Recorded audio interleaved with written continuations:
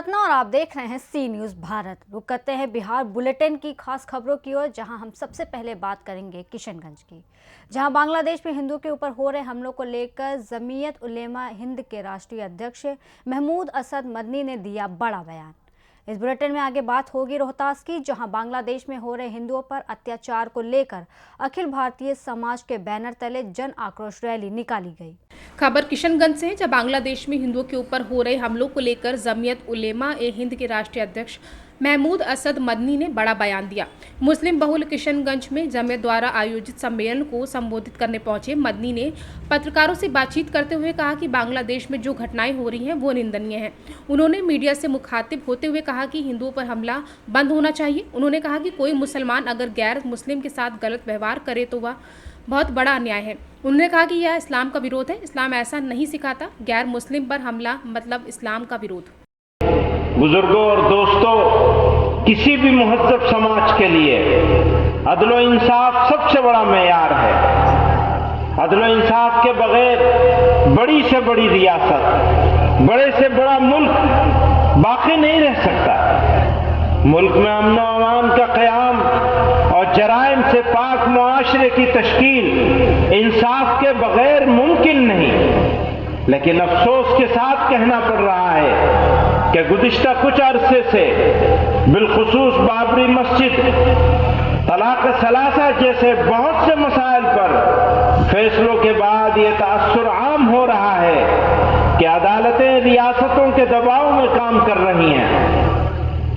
अक़लियतों के आईनी हुकूक और दस्तूर के बाद बुनियादी उसूलों की तशरीह की ऐसी मिसालें सामने आई हैं जिन्होंने अदालतों के किरदार पर सवालिया निशान लगा दिया है। मुख्तलिफ अदालतों ने मुस्लिम पर्सनल लॉ से मुताल्लिक़ मसाइल को लेकर जो फैसले दिए हैं, उनसे ऐसा महसूस होता है कि इन अदालतों ने कानून की तशरीह के बजाय कानून वज़ा करने की कोशिश की है। किशनगंज से सी न्यूज़ संवाददाता मिनहाज आलम की रिपोर्ट।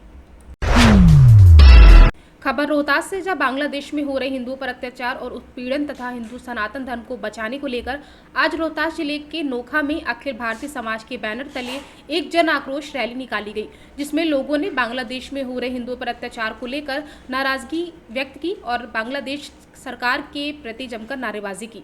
वहीं इस आक्रोश मार्च के जरिए समाज सेवियों ने बताया कि जिस तरह चिन्मयानंद को गिरफ्तार किया गया है, उसको लेकर पूरे सनातन धर्म में आक्रोश है।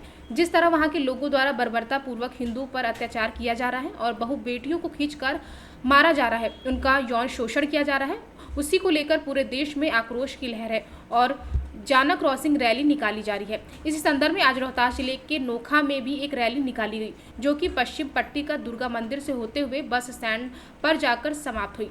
वही जन आक्रोश रैली के माध्यम से सरकार से मांग करते हुए बताया गया कि हम वहां मिलिट्री सरकार की मांग करते हैं, जिससे कि वहां अल्पसंख्यक हिंदू पर हो रहे अत्याचार को बंद किया जा सके। राष्ट्रीय भारतीय समाज द्वारा सनातन को बचाने के संदर्भ में ये हमारे नोखा नगर में इकाई द्वारा हिंदू समाज के रक्षा के लिए जो बांग्लादेश में उन पे उत्पीड़न हो रही है, उसको बचाने के लिए हम एक शांति मार्च निकाल रहे हैं। शांति मार्च के लिए एक आक्रोश नाम दिया गया, क्योंकि हम जो हिंदुओं पे हो रहा है उसके एवज में यहाँ पे लोगों में आक्रोश है।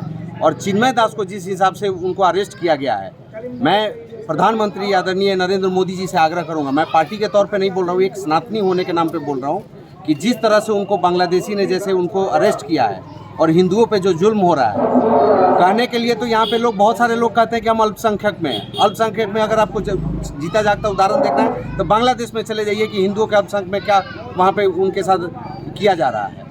कहने का मतलब यही है कि सरकार होश में आए और उस पर एक्शन ले, और नहीं तो हम मिलिट्री शासन के लिए सरकार से आग्रह करते हैं। यही कहना चाहेंगे अपने प्रधानमंत्री जी से कि पूरी हिंदुस्तान उनके साथ खड़ी है।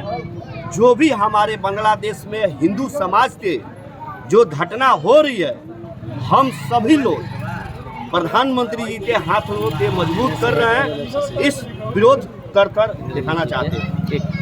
देश में हो रहे हिंदू, सिख, बौद्ध, जैन जो भी वहाँ अल्पसंख्यक में हैं, उनके साथ नरसंहार हो रहा है। अत्याचार ही नहीं हो रहा है, महा अत्याचार हो रहा है।